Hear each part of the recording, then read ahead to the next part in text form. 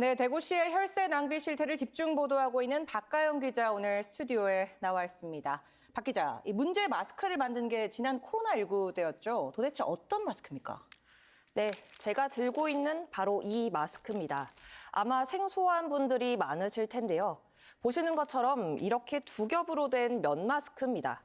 함께 들어있는 부지포 재질의 필터, 즉 멜트 블로운 필터를 이 사이에 끼워 넣어 반영구적으로 쓰도록 만든 건데요.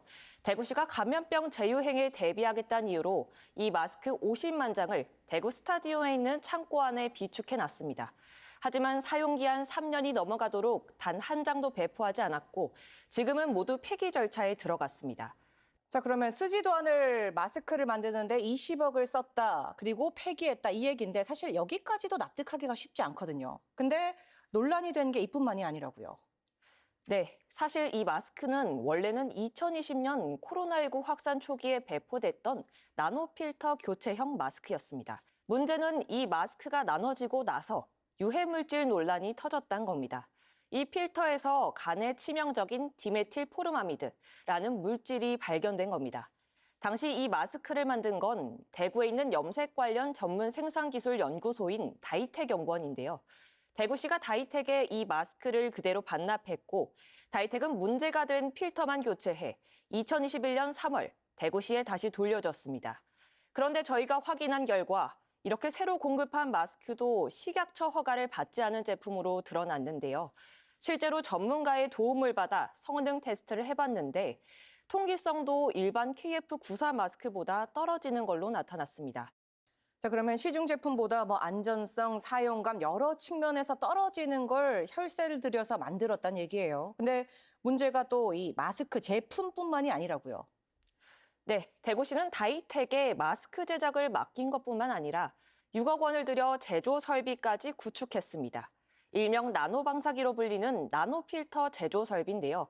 문제는 대구시가 이 제조 설비를 다이텍에 구축한 시점이 나노필터 유해물질 논란이 발생한 이후라는 점입니다. 취재 결과 결국 수억 원을 들인 이 제조 설비는 본래 목적으론 단 한 차례도 활용되지 않은 것이 확인됐고요. 결과적으로 폐기할 마스크를 만드는데 26억 원이 들어갔어요. 근데 결과적으로 이 책임이라든가 어떤 책임 소재에 관해서 대구시는 아무 조치를 안 한 겁니까? 네, 안타깝지만 그렇습니다. 예산 사용의 적절성 여부에 대한 조치는커녕 오히려 관피와 의혹까지 불거지고 있는 상황입니다. 이번에 문제가 불거진 인물은 이 마스크 사업을 담당했던 대구시 공무원 A씨입니다. A씨가 현재 다이텍에서 본부장, 그러니까 주요 임원으로 재직하고 있다는 사실이 저희 취재 결과 확인된 겁니다.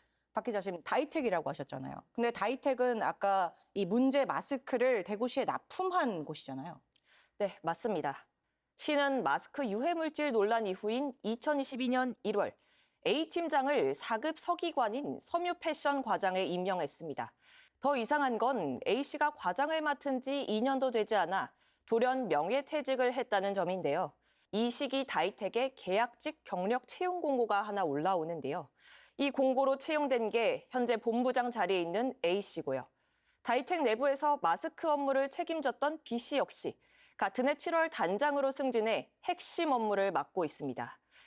네, 결국 막대한 혈세를 낭비하고도 책임지는 주체는 없다는 얘기네요. 후속 조치가 시급해 보입니다. 박 기자 오늘 수고했습니다.